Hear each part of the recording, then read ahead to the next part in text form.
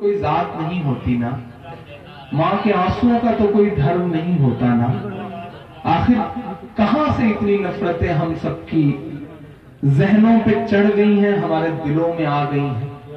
मैं उस माँ की तरफ से एक नज्म सुनाता हूं आपको, जो कभी ब्लॉक पे रो रही है, कभी जंतर मंतर के सामने रो रही है, कभी इंडिया गेट की सड़कों पर घिसटते हुए रो रही है। मैं पढ़ता हूं, मेरे दर्द के साथ सफर करिएगा।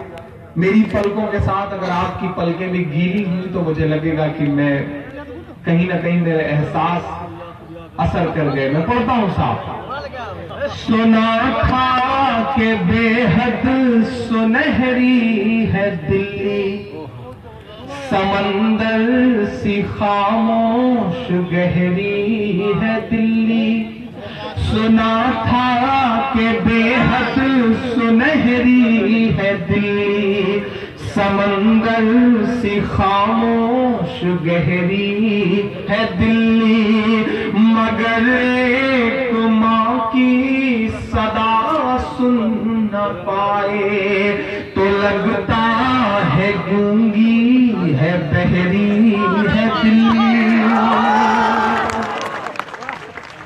सुना था कि बेहद सुनहरी है दिल्ली, समंदर सी खामोश गहरी है दिल्ली। मगर एक माँ की सदा सुन न पाए तो लगता है गूंगी है, बहरी है दिल्ली। वो आँखों में अश्कों का दरिया समेटे, वो उम्मीद का एक नजरिया समेटे।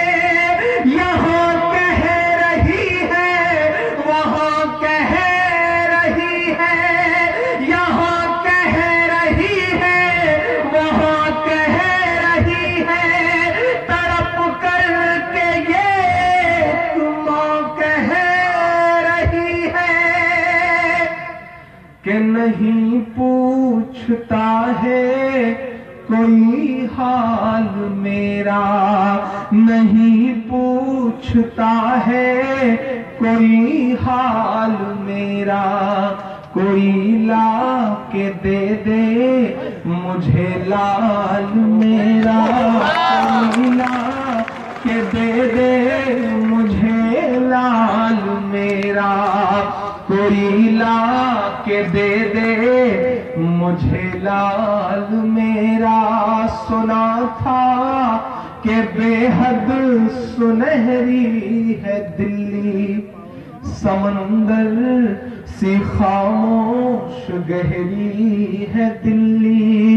मगर एक माँ की सदा सुन न पाए तो लगता है गूंगी है, बहरी है दिल्ली। वो आँखों में अश्कों का दरिया समेटे, वो उम्मीद का एक नजरिया समेटे। यहाँ कह रही है, वहाँ कह रही है। तड़प कर के ये माँ कह रही है। नहीं पूछता है कोई हाल मेरा, कोई ला के दे दे मुझे लाल मेरा। पहला बंद पढ़ता हूं इस नज़्म का कि उसे लेके वापस चली जाऊंगी मैं, पलट कर कभी फिर नहीं आऊंगी मैं। महोबा के साथ साथ पूरे उत्तर प्रदेश के चुनाव के दौरान तमाम मीटिंग्स में हमारे आदरणीय प्रधानमंत्री जी माइक से कहते हैं कि हम 3 तलाक के मुद्दों पर मुस्लिम बहनों को उनका हक दिला कर रहेंगे। कभी कभी मेरा मन करता है कि मैं 7 RCR के बाहर जाऊं, चीख करके उनसे कहूं कि आदरणीय नरेंद्र मोदी जी, अगर सच में आप मुस्लिम बहनों को उनका हक दिलाना चाहते हैं तो मान लीजिए नजीब की अम्मी को अपनी बहन, वापस ला दीजिए अपने भांजे को, तब तो बात कर रहे हैं।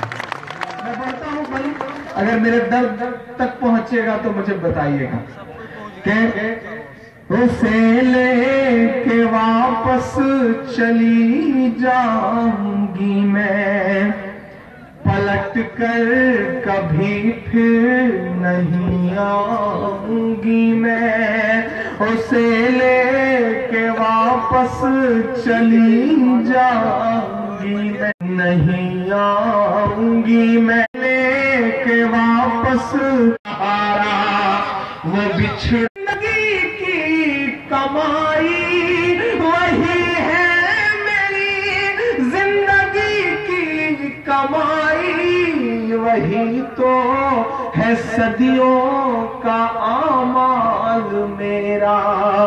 कोई ला के दे मुझे लाल मेरा, कोई ला के दे मुझे लाल मेरा, कोई ला के दे मुझे लाल मेरा। मैं आखिरी बंद पढ़ता हूं, मैं सलाम करूंगा अगली पंक्ति में बैठे हुए ऐसे तमाम पत्रकारों को। जर्नलिज्म जो लोकतंत्र का चौथा खंबा है, उसको अपने खून पसीने से सींच रहे तमाम ऐसे छोटे छोटे शहरों के वो पत्रकार जो अपनी स्कूटर से, अपने मोटरसाइकिल से अपनी जान मुश्किल में डाल करके खबरें तलाश करके लाते हैं, तब ये 24 घंटे जो चैनल्स चल रहे हैं वो चलते हैं। लेकिन मेरी शिकायत है, अपने एसी कमरे में न्यूज रूम में बैठ करके नाग और नागिन की खबरों को पत्रकारिता बता करके, पत्रकारिता जैसे पेशे को पीक पत्रकारिता में बदल देने वाले उन तमाम ऐसे लोगों से जिन्हें पत्रकार कहना अच्छा नहीं लगता, ये मेरा गुस्सा है। शायद मैं सच हूं, उन्हें नाग और नागिन की खबरें चला करके पत्रकारिता बताते हुए फख्र महसूस होता है, लेकिन अपने न्यूज रूम से महज 4 किलोमीटर दूर जेएनयू के ब्लॉक पे कभी जंतर मंतर पर रोती हुई एक मां के आंसू नजर नहीं आते। उन्हें नहीं लगता कि वो उसे जगह दे दे चैनलों पर। मैं सलाम करूंगा रवीश कुमार को कि एक दिन उन्होंने उस मां के आंसू और वो एहसास भी शायद इसलिए उनके अंदर बचा हुआ है क्योंकि उन्हें पैदा करने वाली मिट्टी बिहार की मिट्टी है। मुर्दा होते हुए एहसासों के बीच मेरा गुस्सा अगर इन लफ्जों में ढल गया हो तो मेरी बात पे मुहर लगा करके मेरा समर्थन करिएगा। मैं पढ़ता हूं साहब, कोई ला के दे मुझे लाल मेरा, कोई ला के दे मुझे लाल मेरा, कि ये टीवी के एंकर कहां मर गए हैं। अगला मिसरा सच्चा लगे तो मुहर लगाना मेरी बात पर। ये टीवी के एंकर कहां मर गए हैं, ये गांधी के बंदर कहां मर गए हैं, ये टीवी के एंकर कहां मर गए हैं, ये गांधी के बंदर कहां मर गए हैं। मेरी चीख और मेरी फरियाद कहना, ये साहिब से एक मां की रुदाद कहना। मेरी चीख और मेरी फरियाद कहना, ये साहिब से एक मां की रुदाद कहना। कहीं झूठ की शख्सियत बह न जाए, कहीं झूठ की शख्सियत बह न जाए, ये नफरत की दीवार छत बह न जाए। है एक मां के अश्कों का सैलाब साहिब। चौथा मिसरा सच्चा लगे तो मुहर लगाना मेरी बात पे। मुझको जालिम का तरफदार नहीं लिख सकते, कम से कम वो मुझे लाचार नहीं लिख सकते। जहां हथेली पे लिए बोल रहा हूं जो सच, उसको इस देश के अखबार नहीं लिख सकते, उसको इस देश के अखबार नहीं लिख सकते। अगर सच्ची बात लगे तो यहां से वहां तक जिन्होंने अब तक हाथ नहीं खोला, मैं उन्हें भी पसंद देता हूं कि कहीं झूठ की शख्सियत बह न जाए, ये नफरत की दीवार छत बह न जाए, है एक मां के अश्कों का सैलाब साहिब, कहीं आपकी सल्तनत बह न क्या उजड़ सा गया है गुलिस्तां वतन का। हिंदुस्तान किसी तोबड़िया की तकरीर से नहीं बनता है, हिंदुस्तान किसी बुखारी के फतवों से भी नहीं बनता है। हिंदुस्तान तो उससे बनता है कि जब मुंबई अटैक के बाद पूरा मुंबई का मुसलमान इकट्ठा होकर के हुकूमत से कहता है लिखित तौर पर कि हम अपनी कब्रिस्तानों में दहशतगर्दों को दफनाने की इजाजत नहीं देंगे। ये जो नए हिंदुस्तान का ख्वाब सजाए हुए लोग हैं, उन्हें बताइए कि हिंदुस्तान जहरीली बातों से नहीं बनता है। हिंदुस्तान तो उससे बनता है कि जब पाकिस्तान के खिलाफ विश्व कप में मैच, चाहे पहले बल्लेबाज कामरान अकमल को आउट करना हो या आखिरी बल्लेबाज मिसबाहुल हक को गेंद लेकर के जहीर खान दौड़ते हैं, हिंदुस्तान उससे बनता है। और हिंदुस्तान ये नफरत की बातें करने से, नफरत का पैगाम देने से नहीं बनता है। हिंदुस्तान तो उस शख्स की मोहब्बत से बनता है जो क्रिकेट के मैदान में रहता है, न्यूजीलैंड के खिलाफ मैच होता है, उसे संदेश आता है कि तुम्हारी 1 साल की बेटी आईसीयू में एडमिट है, उसे देख लो। वो गेंद उसके हाथ में होती है, वो अपनी 1 साल की बेटी की आईसीयू में एडमिट होने की खबर सुनने के बाद भी कहता है कि नहीं, बेटी बाद में है, पहले मुल्क है, हिंदुस्तान को जिता लूंगा तब बेटी को देखने जाऊंगा। ऐसे मोहम्मद समी के जज्बात से हिंदुस्तान बनता है। तो जो नफरत की बातें करने वाले लोग हैं, उन्हें बताना पड़ेगा कि नहीं साहब, हिंदुस्तान आपकी उन चीजों से नहीं बनता, और उसे नकारने के लिए हम सबको खड़ा होना पड़ेगा। ये जिम्मेदारी सिर्फ इमरान की नहीं है, ये जिम्मेदारी सिर्फ किसी अनिल की नहीं है, ये सारे लोग एकजुट होंगे तब हिंदुस्तान बच पाएगा। क्योंकि उदय प्रताप जी उत्तर प्रदेश के बहुत बड़े कवि हैं, उन्होंने कहा कि न तेरा है न मेरा है, ये हिंदुस्तान सबका है। न तेरा है न मेरा है, ये हिंदुस्तान सबका है। नहीं समझी गई ये बात तो नुकसान सबका है, नहीं समझी गई ये बात तो नुकसान सबका है, नहीं समझी गई ये बात तो नुकसान सबका है। और जो इसमें मिल गई नदियां वो दिखलाई नहीं देती महासागर बनाने में, मगर एहसान सबका है। ये बात समझनी पड़ेगी। और मेरी आंखों के सामने बड़ी तादाद में मेरे अपने लोग बैठे हैं, मेरी अपनी कम्युनिटी के लोग बैठे हैं। मैं आपसे भी मुखातिब होकर ये बात कह रहा हूं कि आप इस मुगालते में बिल्कुल मत रहना कि आपकी लड़ाई सिर्फ मुसलमान लड़ रहा है। आप इस मुगालते में बिल्कुल मत रहना कि सिर्फ बड़ी बड़ी तकरीर करके भाई साहब आपके लिए मरे जा रहे हैं। बिल्कुल इस गफलत में मत रहिएगा, क्योंकि नजीब की तलाश के लिए सबसे ज्यादा जिस लड़के ने लाठियां खाई हैं, उस लड़के का नाम मोहित पांडे है। बिल्कुल इस गफलत में मत रहिएगा।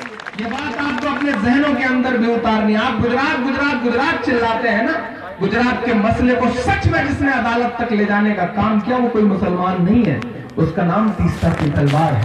पहचानिए ऐसे लोगों को मजबूत करिए, ऐसे लोगों को ताकत दीजिए, क्योंकि आप अगर उनके पीछे नहीं खड़े हुए तो हिंदुस्तान को बचाना बहुत मुश्किल होगा। पहचानिए संजीव भट्ट जैसे आईपीएस को, जिस शख्स ने अपनी वर्दी ताक पर रख दी और ये कह दिया कि जो सच है वो बोलूंगा, वर्दी रहे या न रहे, नौकरी रहे या न रहे। ऐसे लोगों को ताकत दीजिए, ऐसे लोगों को मजबूत करिए। सैल्यूट करिए शहीद हेमंत करकरे साहब को, जिन्होंने वतन में हक और सच्चाई के लिए अपनी जान न्यौछावर कर दी। सैल्यूट करिए कुलदीप नैयर साहब को, सैल्यूट करिए अरुंधति रॉय को, क्योंकि ये वो लोग हैं जो आपसे ज्यादा आपके मुद्दों की लड़ाई लड़ रहे हैं, बशर्ते बस ढिंढोरा कोई और पीट रहा है। मैं आखिरी बंद पढ़ रहा हूं साहब कि उजड़ सा गया है गुलिस्तां वतन का, उजड़ सा गया है गुलिस्तां वतन का, नहीं तो ये भारत था खुशहाल मेरा, कोई ला के दे दे मुझे लाल मेरा कोई।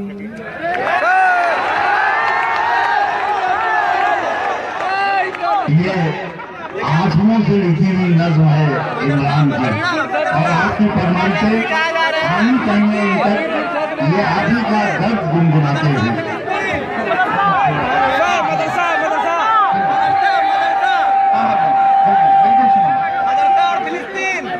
बिल्कुल आपका हुक्म है, मैं सुनाऊंगा।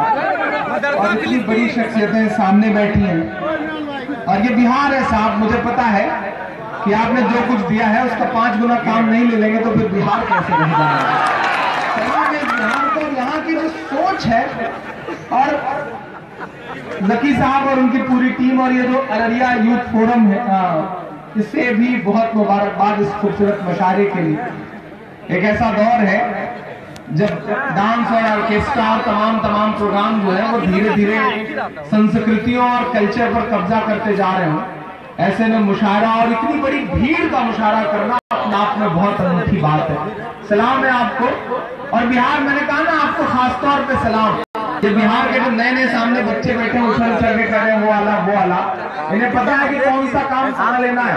तो एक बार एक बिहार का लड़का ट्रेन में सफर कर रहा था, सरफराज भाई ट्रेन में सफर कर रहा था। ये चाय का कारोबार थोड़ी देर बंद कर दें।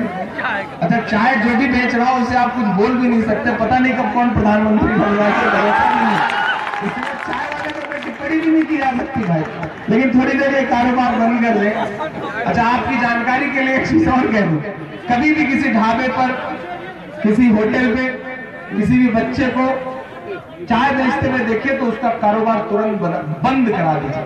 न जाने कब कौन आगे चल करके मुल्क की चीजें तय करने लगे, तो इससे अच्छा है कि वहीं पर ठप करवा दीजिए तो अच्छा रहेगा।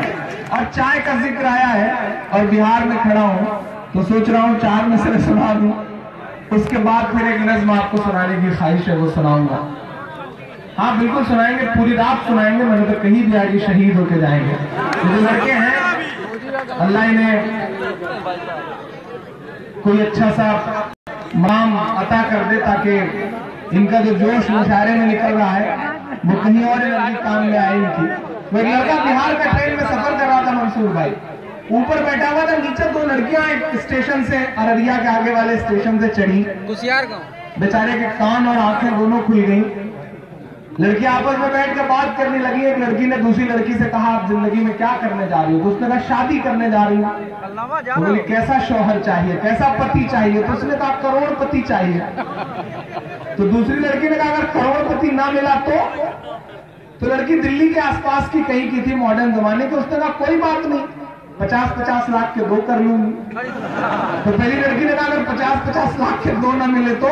उसने कहा कोई बात नहीं, 25-25 लाख के 4 कर लूंगी। बिहार वाला जो लड़का ऊपर बर्थ पे लेटा हुआ था उसके कान थोड़े से और खुले, लेकिन लगा कि फासला बहुत लंबा है। उस लड़की ने उसकी मदद करते हुए उस लड़की कहा कि ये बताओ अगर 25-25 लाख के 4 भी ना मिले तो? उसने कहा कोई बात नहीं, 10-10 लाख के 10 कर लूंगा।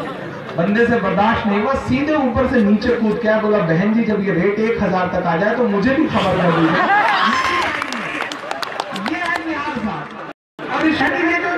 जिंदा दिल्ली है इसे सलाम। जिस तरह आप सुन रहे हैं बस इसी तरह से दाद वाद देते रहे, तालियां बजाते रहे, क्योंकि आपकी तालियां, आपकी दाद हमारे लिए वैसे ही है जैसे अमर सिंह के लिए जया प्रदा। तो थोड़ा सा ठीक ठाक ढंग से बजेंगी तो इंशाल्लाह मेरे बाल बच्चे जाएंगे जो भी पैदा नहीं हुए हैं। और ऐसे ही जकी भाई मुशायरा कराएंगे तो होंगे भी नहीं, इसकी गारंटी के साथ अगले 4 में से पढ़ने चलो कि दूध ने चाय को हरा डाला। बिहार से खड़ा होकर के मिसरे पढ़ रहा हूं, जो प्रतीक करे गए, जो सिंबल बनाए गए, उन्हीं प्रतीकों से थोड़ी सी छेड़छाड़ करते हुए लोग ईवीएम से छेड़छाड़ कर सकते हैं, तो हम उन प्रतीकों से तो कर ही सकते हैं। मैं पढ़ता हूं साहब, और अगर लग जाए कि जो बिहार का पूरा इलेक्शन था, उसका जो पूरा सिनेरियो था, अगर उसमें ये मिसरे सच्चे हो तो मुझे बताइएगा सुनकर भी। अच्छा, इधर से जब भी कोई एक आदमी आता है, पीछे वाले इतने इंटॉलरेंट है, तस्लीम साहब भी नाम देते हैं, मुझे पता ही नहीं था। बहुत शुक्रिया उनका, उनकी बहुत मोहब्बत है। अच्छा, ये बहुत अहम बात है। हम उत्तर प्रदेश से आते हैं तो हमारी तो आदत ही नहीं है, मतलब वहाँ किसी नेता की जेब से 5 रुपए नहीं निकलते, यहाँ तो 5-5 हजार निकल रहे हैं। अल्लाह इसी तरह से जज्बा बनाए रखे और शायरों का भला होता रहे इसी तरह से। अब यही दुआ कर सकते हैं, इससे ज्यादा क्या किया जाए। लेकिन यकीन माने, मैं आज पूरी जिम्मेदारी से बात कहना चाहता हूँ, वो हंसी की बात अपनी जगह थी। शायर जो है वो समाज का आईना होता है, कवि जो है वो समाज का दर्पण होता है। हम मशारे में जाते हैं, जो मेहमान खुसूसी होते हैं, शमा रोशन करते हैं, फीता काटते हैं और 5 जुमले बोलते हैं माइक पर कवियों शायरों के लिए और अवाम के लिए। 10 मिनट बैठते हैं और चले जाते हैं। नहीं बैठते इतनी देर तक मेहमान खुसूसी लोग, मुख्य अतिथि लोग, लेकिन आपके यहां लोग बैठे हुए हैं। मैं एक बात कह रहा हूं, मेरी बात अगर सच्ची लगे तो उसका समर्थन करिएगा। मेरा अपना मानना है कि शायर समाज का आईना है और आईने के सामने बैठने की हिम्मत वही कर सकता है जिसका दामन साफ सुथरा हो। बैठे हैं तो ये बात बताती है कि इनका आवाम से भी रिश्ता बहुत गहरा है और आईने की सच्चाइयों से भी इनका रिश्ता बहुत गहरा है। आप भी खुश नसीब लोग हैं कि आपको इस तरह के रहनुमा नसीब हुए हैं। हमें भी अगले 5 साल का इंतजार है कि ऐसे रहनुमा नसीब हो सके, बाकी तो जो है वो है ही। लेकिन हम शायरों की जो जिम्मेदारियां हैं हमें उसे निभाना है। मैं उस मिट्टी पे खड़ा हूं जो कलीम आरिफ साहब की जमीन है, जो रामधारी सिंह दिनकर जी की जमीन है, जिन्हें राष्ट्र कवि कहा गया। देश के पहले प्रधानमंत्री पंडित जवाहरलाल नेहरू जी के साथ राष्ट्र कवि रामधारी सिंह दिनकर उतर रहे थे संसद की सीढ़ियों से। संसद में हुआ करते थे रामधारी सिंह दिनकर साहब। एकाएक नेहरू जी का पांव लड़खड़ाया, नेहरू जी गिरने को हुए कि दिनकर जी ने उनका हाथ थाम लिया।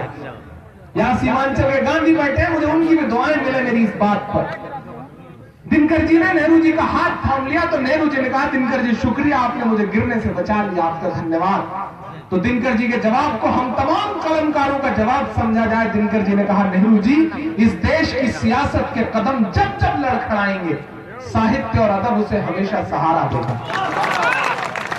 अगर आज इस माइक पर खड़ा होकर के मैं भी बोल रहा हूं, यही कुछ ऐसी कुछ जगह बची है जहां सच बोला जा सकने की थोड़ी बहुत मतलब गुंजाइश बची हुई है, वरना तो संस्थानों पे पहरे हैं, वरना तो लोगों के अपने अपने पक्ष तय हैं, विपक्ष तय हैं।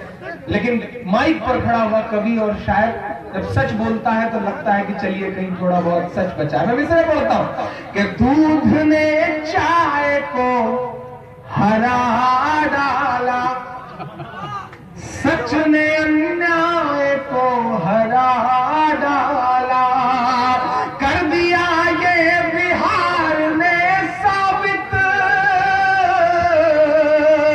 ये पंक्तियां और सार्थक हो जाती है और सही हो जाती है जब उत्तर प्रदेश के नतीजे आए हो और उसके भरत साहब बिहार के नतीजे देखे और सच लगे तो बताना मुझे, बिल्कुल हास प्रयास वाले मूड में सुनिएगा। शुक्रिया, बहुत शुक्रिया, अरे बहुत शुक्रिया। मोहब्बतें हैं, उनके जज्बे हैं, उनकी कदर करनी चाहिए। कि दूध ने चाय को हरा डाला, सच ने अन्याय को हरा डाला, कर दिया ये बिहार ने साबित। आपकी तारीफ कर रहा हूं, अब तक की सबसे बड़ी ताली बजाना। कर दिया ये बिहार ने साबित, भैंस ने गाय को हरा, भैंस ने गाय को हरा डाला। ये बिहार में खड़े हैं, ये मिसरे बड़े सार्थक से एक नज्म आपको सुनाना चाहता हूँ। आप उस मूड में आ चुके हैं कि आपको वो नज्म सुनाई जा सके। और कितना हमें बर्बाद करोगे साहिब, क्या सितम और नया ईजाद करोगे साहिब। उत्तर प्रदेश का चुनाव खत्म होता है, डीजल और पेट्रोल 2-2, 2.5-2.5, 3-3 रुपए महंगा हो जाता है। तब ये लगता है कि चुनाव का खर्च तो हम ही लोगों से वसूला जाएगा, नहीं जनता से ही वसूला जाएगा। मैं इसलिए बोलता हूं, तस्लीमुद्दीन साहब ने बहुत सारा वक्त इस मुशायरे के लिए दिया है और शायद किसी जरूरत से जाना चाहते हैं, और अब वो जाना चाहते हैं तो बच्चे बहुत ज्यादा जिद करके उन्हें रोक भी नहीं सकते, क्योंकि बहुत देर तक तो रोक के ही रखा गया उन्हें। वो लौट के आएंगे इंशाअल्लाह, क्योंकि उनकी सरपरस्ती बहुत जरूरी है, और बुजुर्गों की सरपरस्ती नहीं रहती तो आदमी अखिलेश यादव हो जाता है, ये भी सच बात है। तो मैं चाहता हूँ कि हमारे सर पे वो मौजूद रहे, उनका साया बचा रहे, और उनके साथ जो पूरी टीम उन्हें बाहर तक छोड़ने जा रही है, ये वो जिस खास काम के लिए जा रहे हैं, अगर उसमें मदद करने जा रही है तो मैं गुजारिश करूंगा कि रुके रहें आप सारे लोग, वो लौट करके इंशाल्लाह फिर आएंगे। लेकिन उनकी मौजूदगी जो पूरे इस प्रोग्राम को जिंदा रखे हुए थी, उसके लिए भी मुझे लगता है कि एक बार उनके एहतराम में, उनकी मौजूदगी के नाम, उनकी रहनुमाई के नाम आपकी ताली बजनी चाहिए, ताकि फिर मैं अपना सफर जो है तो थोड़ा सा और आगे बढ़ा सकूं। मैं पढ़ता हूँ साहब, हम नजीब का मातम करते रहे, तोहफे में मिन्हाज मिला, हम मिन्हाज के नाम का रोना रोते रहे। बहुत बहुत शुक्रिया। अगली बार मैं गुजारिश करूंगा सरफराज भाई से कि ये मुशायरा 2 दिन रखा जाए, एक दिन सिर्फ माला और बुके भेंट किया जाए, एक दिन सिर्फ शायरी सुनवाई जाए, तो अच्छा रहेगा, ताकि सिलसिला आगे बढ़ता रहेगा। मैं पढ़ता हूँ साहब, हम मिन्हाज का रोना रोते रहे, हमें तोहफे में नजीब मिला, हम नजीब का मातम करते रहे, हमें कतारों में खड़ा करके 125 मौतों का तोहफा दिया गया, लेकिन अब उस पर कोई बात करने को तैयार नहीं है साहब, क्योंकि चुनावी रुझान बताते हैं कि दुनिया चाहती क्या है, मुल्क चाहता क्या है। मैं पढ़ता हूँ साहब, लेकिन 4 मिसरे कि और कितना हमें बर्बाद करोगे साहिब, क्या सितम और नयाई जा करोगे साहिब, क्या सितम और नया की जा करोगे साहिब, खुद औलाद नहीं है तो बताओ इतना, कितनी माँ को बे औलाद करोगे साहिब, करोगे साहिब। और कौन कहता है कि दिल में वतन नहीं रखते, कौन कहता है कि दिल में वतन नहीं रखते, तुम्हारी तरह से नफरत का मन नहीं रखते। अगर अभी तो मिसरे आपके ईमान, आपके यकीन से जुड़े हो तो एक बार फिर से जुड़ जाइएगा इस मुशायरे को मुशायरा बनाने के लिए। तुम्हारी तरह से नफरत का मन नहीं रखते, नोटबंदी से डराओ ना हमें, हम वो हैं, ज़कात देते हैं हम, काला धन नहीं रखते, हम नहीं रखते, ज़कात देते हैं हम, काला धन नहीं रखते, हम नहीं रखते। बहुत शुक्रिया। एक नज़्म यहाँ पे आखिर में मैं पढ़ना चाह रहा हूँ, उसके बाद एक आध फरमाइश आपकी पूरी करूंगा। एक नज़्म पढ़ता हूँ साहब। एक बेटा अपनी माँ से गुफ्तगू करना चाहता है। इधर जो दोस्त थोड़ा सा चुप रहे तो अच्छा रहेगा, बस थोड़ी सी खामोशी अख्तियार करें। और ये जो मोबाइलों में कैद करना और सेल्फी और ये सारा कुछ, ये सब कुछ बाद में भी सिलसिला हो जाएगा। थोड़ी देर मुझे साथ दीजिए मेरा, तो मैं इंशाल्लाह।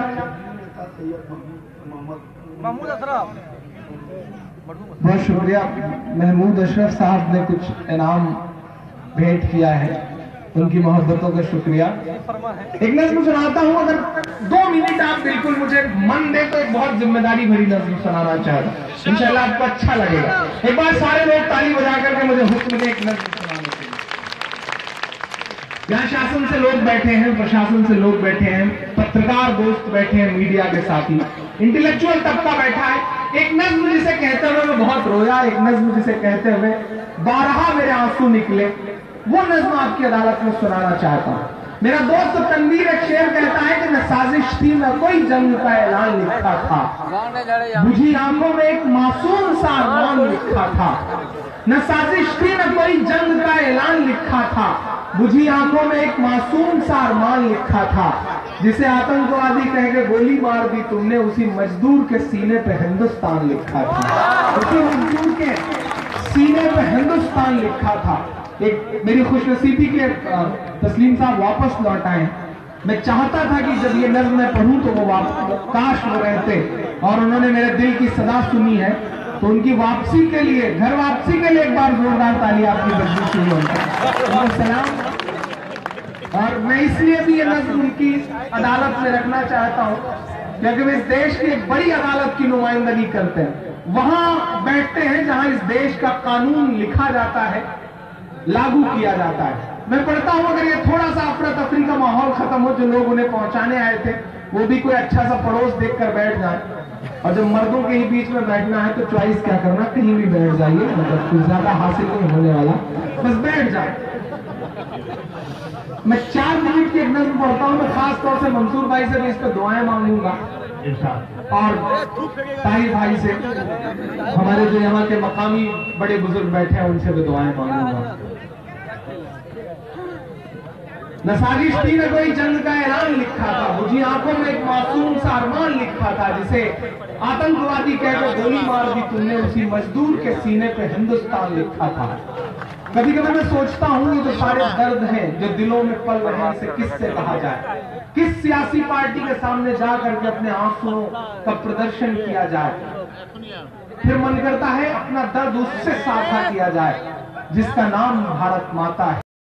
संसद भवन की मोटी मोटी दीवारों में शायद कहीं कैद होकर के सो रही है, उसके सामने अपना दर्द गाया जाए, उसके सामने अपने आंसू बहाए जाएं, तो शायद बात वहां तक पहुंचे जहां तक मैं पहुंचाना चाहता हूं।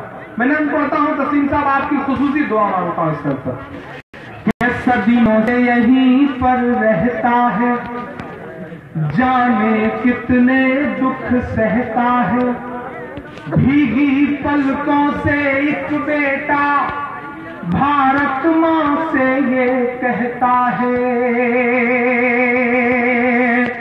इमरान पढ़ रहा है इस नज़्म को, इस मंजर को समझिएगा। पढ़ता हूं सा कि सदियों से यहीं पर रहता है, जाने कितने दुख सहता है, भीगी पलकों से एक बेटा भारत मां से ये कहता है। पुरखे हम सब के गोद में तेरी खाक ओढ़ कर लेटे हैं मां, हम भी तेरे बेटे हैं मां, हम भी तेरे बेटे हैं मां, हम भी तेरे बेटे हैं मां, हम भी तेरे बेटे हैं। आपके एक एहसास तक अगर बस कर दूं तो थोड़ी देर मुझे जुड़ के सुन लीजिएगा। ये नज़्म बारहा ऐसा हुआ है कि अल्हम्दुलिल्लाह मैंने कई बार पढ़ा है, उत्तर प्रदेश या फिर कई बड़े अलग अलग सूबों के दूसरे मजहबों के लोग आंसू बहाते नजर आए हैं मेरी इस नज़्म पर, शायद वही मेरी कमाई है। मैं पढ़ता हूं साहब कि सदियों से यहीं पर रहता है, जाने कितने दुख सहता है, भीगी पलकों से एक बेटा भारत मां से ये कहता है। पुरखे हम सब के गोद में तेरी खाक ओढ़ कर लेते हैं मां, हम भी तेरे बेटे हैं मां, हम भी तेरे बेटे हैं मां, हम भी तेरे बेटे हैं। कि मां तेरा आंचल छोड़ के हम 47 में भी नहीं गए। इससे बड़ा सबूत क्या हो सकता? जी बहुत शुक्रिया, इंशाअल्लाह सुना बिल्कुल आपका हुक्म है। मां तेरा आंचल छोड़ के हम 47 में भी नहीं गए। सरहद के उस पार से आवाज लगाई जा रही थी कि चले आओ ये मुल्क तुम्हारा है, यही आवाज थी, यही सदा थी। लेकिन जामा मस्जिद के मेंबर पर खड़े होकर के मौलाना आजाद ने जब यह कहा कि नहीं ये मुल्क तुम्हारा है, तुम्हें यही रहना है, यहाँ तुम्हारे पुरखों की कब्रें हैं, कहाँ जा रहे हो, तो हमारे पुरखों ने अपनी गठरियां रख दी, इससे बड़ा सबूत क्या हो सकता है। हमारे पास तो चॉइस थी, हम चाहते तो चुन सकते थे। जो इल्जाम लगाते हैं वो बाई डिफॉल्ट हिंदुस्तानी है, हम बाई चॉइस हिंदुस्तानी, हमने चुना है हिंदुस्तान। तमाम पढ़े लिखे लोग बैठे हैं, पहुंचिएगा मेरे एहसास तक कि मां तेरा आंचल छोड़ के हम 47 में भी नहीं गए, जिन्ना की और सावरकर वाली साजिश में भी नहीं गए, जिन्ना की और सावरकर वाली साजिश में भी नहीं गए। लेकिन तुझको सहमे सहमे हालात नहीं दिखते हैं माँ, लेकिन तुझको सहमे सहमे हालात नहीं दिखते हैं माँ। जलते कश्मीर बंबई और गुजरात नहीं दिखते हैं माँ। माँ जब जुबान खोले तो हम गद्दार लिख दिए जाते हैं। माँ जब जुबान खोले तो हम गद्दार लिख दिए जाते हैं। हर एक हादसे के हम जिम्मेदार लिख दिए जाते हैं। जब पड़ी जरूरत तब हमने ब्रिगेडियर उस्मान से लेकर के वीर अब्दुल हमीद तक सच्चे मुशर्रफों का मुहर लगाना कि जब पड़ी जरूरत तब हमने सर पर कफन लपेटे हैं। माँ हम भी तेरे बेटे हैं, माँ हम भी तेरे बेटे हैं, माँ हम भी तेरे बेटे हैं, माँ हम भी तेरे बेटे हैं। ये शायद पूरे मुल्क को एक संदेशा देता हुआ मुशायरा है। ये कितना खूबसूरत मुशायरा है कि हिंदी की बेटी सरस्वती का प्रतीक बनकर के अनामिका इस मंच पर बैठी है और उर्दू के तमाम बड़े बड़े मुहाफिज यहाँ पर बैठ करके उर्दू अदब की बात करने वाले लोग। मजदुद्दीन साहब की मोहब्बतों को सलाम। अरे ये टका कितना हो गया रिया? ये मुझे भी ताजा जानकारी मिली कि आज के मुशायरे की सदारत कर रहे हैं, अध्यक्षता कर रहे हैं हंसराज प्रसाद। मेरा ख्याल है कि असली हिंदुस्तान तो यही है, इससे खूबसूरत हिंदुस्तान और कहाँ हो सकता है। मैं इलाहाबाद से आता हूँ, मैं इलाहाबाद विश्वविद्यालय में हिंदी का विद्यार्थी रहा हूँ। मैं इलाहाबाद से आता हूँ जहाँ नदियों का संगम होता है, जहाँ गंगा और जमुना मिल करके सरस्वती को उपजाती है। लेकिन मेरा अपना मानना है कि अगर तहजीबों का और मजहबों का संगम देखना है तो कोई अररिया में इस वक्त आकर के देख सकता है। असली संगम तो यहाँ पर दिखाई पड़ता है। सलाम है इस पूरी कमेटी को, अररिया यूथ फोरम को, जिन्होंने इतना खूबसूरत प्रोग्राम सजाया है और ये ख्याल रखा कि ऐसी शाम जुटाई जाए, एक ऐसी रात खूबसूरत बनाई जाए जो हिंदुस्तान को एक पैगाम दे सके, एक संदेशा दे सके।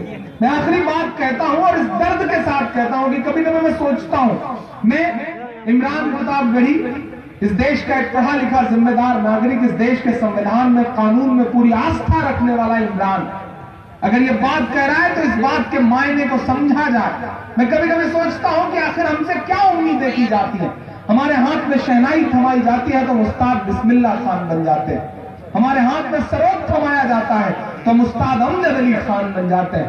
हमारे हाथ में तबला थमाया जाता है तो मुस्ताद जाकिर हुसैन बन जाते हैं। हमारे हाथ में क्रिकेट का बल्ला पकड़ाया जाता है तो हम इरफान पठान, यूसुफ पठान, जहीर खान और मोहम्मद शमी बन जाते हैं। हमारे हाथ में साइंस दिया जाता है तो हम इस देश को परमाणु संपन्न बनाने वाले कलाम बन जाते हैं।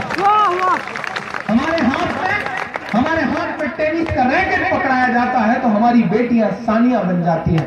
हमारे हाथ में म्यूजिक दिया जाता है तो हम इस देश को ऑस्कर दिलवाने वाले AR रहमान हो जाते हैं। क्योंकि हमें अव्वल रहने की आदत है। तो हो सकता है कि पाँव में उठाया हो तो कोई हाजी मस्तान भी बन गया हो, बट इट्स अ ब्लैक। जिस तरह स्पेक्ट्रम होता है उसमें कई रंग होते हैं, उसके आसपास एक रंग काला भी होता है। ये हमारी नस्लों का काला रंग है। हमें उससे क्यों पहचानते हैं? हमारी नस्लों के जो खूबसूरत रंग है, ये हुकूमत, ये प्रशासन उससे हमारी नस्लों को क्यों नहीं पहचानता? हमें पहचाना जाए, हमें उससे जोड़ा जाए। हम इस मुल्क की तरक्की में शाना बशाना आपके साथ खड़े, और जब तक हम सब मिलकर मुल्क को बेहतर बनाने की कोशिश नहीं करेंगे, मुल्क बेहतर नहीं बन सकता। क्योंकि अगर घर में 4 बेटे हैं और एक बेटा परेशान रहेगा तो 3 बाकी भी खुश नहीं रह सकते। ये सच है, ये जिंदगी का यही सच है, इसे सबको समझना पड़ेगा। मैं पढ़ता हूं आखिरी बंद साहब और आपसे दुआएं मांगता हूं कि मां, हम अपने नन्हे पैरों से चलने की कोशिश में हैं। मां, हम अपने नन्हे पैरों से चलने की कोशिश में हैं। इस रंग बदलती दुनिया के संग ढलने की कोशिश में हैं। इस रंग बदलती दुनिया के संग ढलने की कोशिश में है। हो मुसलमान तो क्या, उसकी भी जान तो जान ही होती है। मैं रामचरितमानस से प्रसंग उठा रहा और वो प्रसंग उस तक पहुंचेगा तो मुझे बताइए कि हो मुसलमान तो क्या, उसकी भी जान तो जान ही होती है। बेटा कैसा भी हो जाए पर मां तो मां ही होती है। कि तू झांक के दिल में देख कभी, तू झांक के दिल में देख कभी, हम कितना तरस मिटे हैं। मां, हम भी तेरे बेटे हैं। मां, हम भी तेरे बेटे हैं। मां, हम भी तेरे बेटे हैं। मां, हम भी तेरे बेटे हैं। मां, हम भी तेरे बेटे हैं। बहुत शुक्रिया, बहुत मोहब्बत है। मैं एक आध नज्म की और फरमाइश है, मैं वो पूरा कर दूं, क्योंकि बिना उसको पूरा किए कलेश कटने वाला है नहीं। तो मैं सोच रहा हूँ पूरा ही कर दूं। क्या मतलब, मैं आऊं जाऊं मार्केट वैल्यू चेक करूं, मुझे पता है कि मार्केट वैल्यू ठीक ठाक है, तो बार बार उसका इम्तहान क्या लेना। 4 मिसरे पढ़ता हूँ, रुखसार हमारे बीच में नहीं रही, जहाँ भी अल्लाह ने सलामत रखे। बहुत अच्छा नहीं थी वो, हाँ मदरसा वाला भी इंशाल्लाह सुनाऊंगा, बिल्कुल सुनाऊंगा। मैं सब धीरे धीरे, देखिए हमारी आदत होती है, ऐसा करना पड़ता है। थोड़ा सा शेर सुनाना पड़ता है, फिर थोड़ी गुफ्तगू करनी पड़ती है, फिर सफर रोक देना पड़ता है ताकि आप उठ करके ये बताएं कि अब ये वाला, ऐसा करना पड़ता है। ये आदतें हैं ना, आपकी छूटेंगी ना हमारी छूटेंगी। वो हमारे यहाँ बस कंडक्टर की जो टिकट काटते हैं बस में, उसकी शादी हुई तो सुहाग की सेज पर बैठ के बीवी से बोला कि बहन जी जरा और रखिए, 2 सवारियां और बैठी हुई। तो ये जो आदतें हैं वो जल्दी जा नहीं सकती साहब, वो बिल्कुल नहीं जा सकती। एक मतलब कमाल तो ये हुआ कि पुजारी को बड़ी खूबसूरत सी लड़की से प्यार हो गया। एक दिन उसके बेचारे ने डरते डरते बड़े धीरे से लड़की के कंधे पे हाथ रख के कहा कि आई लव यू। लड़की ने कहा जोर से बोलो, उसने कहा जय माता दी। तो ये जो आदत है वो आदमी की कहाँ छूट सकती है, साहब जल्दी नहीं छूट सकती है। वो मतलब मसला ही ऐसा होता है और हमें इसकी अहमियत समझनी पड़ेगी। वो हमारे यहाँ इलाहाबाद में, मैं इलाहाबाद में हाई कोर्ट है, वहाँ एक वकील साहब पैदल चले जा रहे हैं। आप इंसान और वक्त की अहमियत समझे। वकील साहब पैदल चले जा रहे थे, काला कोट पहन रखा था, कुत्ता उधर कहीं खड़ा था, उसे लगा कि ये कौन जा रहा है काला काला कोट पहने, उसे गुस्सा आ गया, उसने दौड़ा लिया भूखते हुए।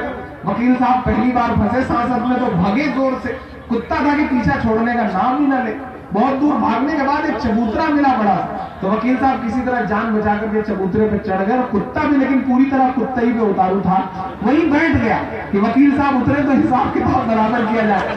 वकील साहब ने सांस वांस ली, 4-6 मिनट सोचे टलेगा, लेकिन कुत्ता था कि टलने का नाम नहीं ले रहा था।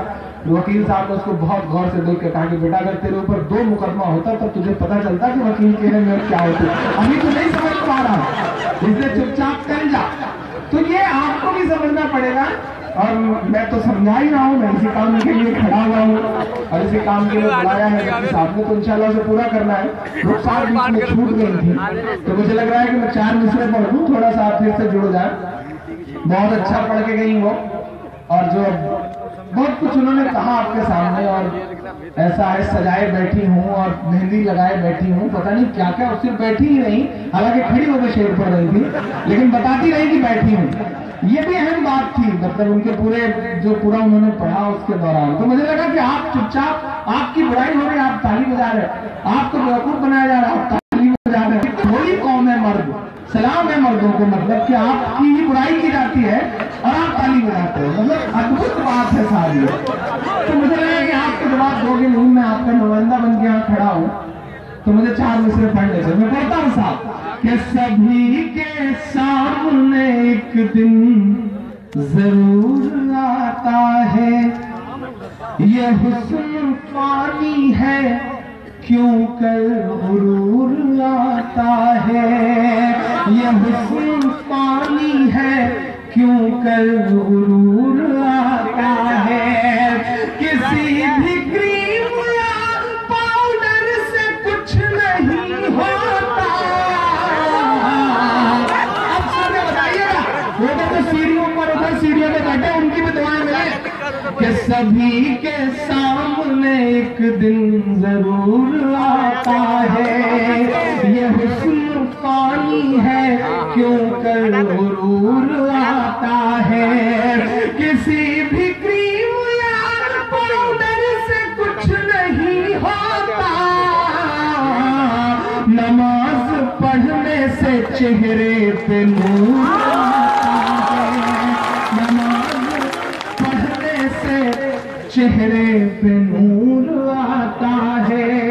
बीच में सानिया का जिक्र आया था और मुझे 4 मिसरे याद आ गए। आपको याद होगा उन्होंने शादी रचाई थी, पूरे देश में बड़ा हंगामा, विदेश तक में हंगामा हो गया, पड़ोसी मुल्क में जाकर के शादी रचा ली। मुझे बड़ा दुख हुआ, मुझे लगा कि बिहार, अररिया और उसके आसपास इतराफ में इतने अच्छे अच्छे हैंडसम टाइप के लड़के मौजूद हैं, तो पड़ोसी मुल्क में जाने की क्या जरूरत है, तो गलत बात है ना। मतलब मुझे तकलीफ हुई तो मैंने 4 मिसरे गए, और अगर वो सुझाव मेरा सही लगे, बड़ा हंगामा हुआ था उनकी शादी पे, 2-4 दिन टीवी चैनल की टीआरपी बहुत बड़ी थी, तो हुए थे ये 4 मिसरे और सच्चे लगे तो बताइएगा, आपकी तारीफ में कह रहा हूं, कोई भी दावेदार हो सकता था, लेकिन मैं जो नाम सुनाने चल रहा हूं वो ज्यादा बेहतर दावेदार। मैं बोलता हूं साहब कि कुछ ऐसा प्यार तुम हिंदुस्तान से करती, कोई ना रोकता, शादी भी शान से करती, कोई ना रोकता, शादी भी शान से करती, शोएब जैसे पड़ोसी का हाथ क्यों थामा। अब सुझाव सही लगे, मेरी बात सही लगे तो बताइएगा सुन करके, शोएब जैसे पड़ोसी का हाथ क्यों थामा, जो शादी करनी थी यूसुफ पठान से करती, जो शादी करनी थी यूसुफ पठान से करती। तब तक शादीशुदा नहीं था, उसी के बाद दिल टूटा तो उसने शादी करी है। अभी आपका भी नहीं टूटा है, मेरा भी बचा हुआ।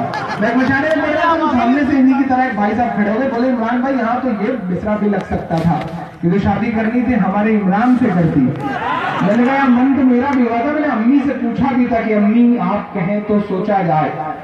उस वक्त अम्मी ने जवाब दिया और तो 4 मिसरे में पिरोया मैंने, और मेरा ख्याल है कि हिंदुस्तान की हर माँ यही जवाब देगी जो मेरी माँ ने कहा। अगर आपकी भी माएँ ऐसा ही सोचती हैं, इंशाल्लाह सोचती होंगी, तो मैं पढ़ता हूँ, आप बताइएगा।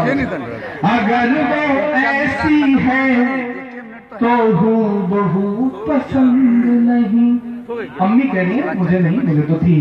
मैं पढ़ता हूँ कि अगर वो ऐसी है तो हूबहू पसंद नहीं, बहुत ज्यादा उबलता लहू पसंद नहीं, बहुत ज्यादा उबलता लहू पसंद नहीं, बड़े ही प्यार से ये मेरी माँ ने मुझसे कहा। अब सच लगे तो बताना, माएँ बैठी है उनकी भी दुआएं मिले कि बड़े ही प्यार से ये मेरी माँ ने मुझसे कहा, बिना दुपट्टे की मुझको बहू पसंद नहीं, बिना दुपट्टे की मुझको बहू पसंद नहीं, बहुत ज्यादा उबलता लहू पसंद नहीं, बहुत ज्यादा उबलता लहू पसंद नहीं। बहुत शुक्रिया, बहुत मोहब्बत है। अब एक आखिर में मदरसे की नज़्म के लिए मुझे हुक्म दिया जा रहा है कि मैं नहीं सुना दूं। अच्छा, फलस्तीन को सुनाना है, मतलब पूरा कंठस्थ करके बैठे हैं लोग, सोच के बैठे हैं कि आज मतलब बस।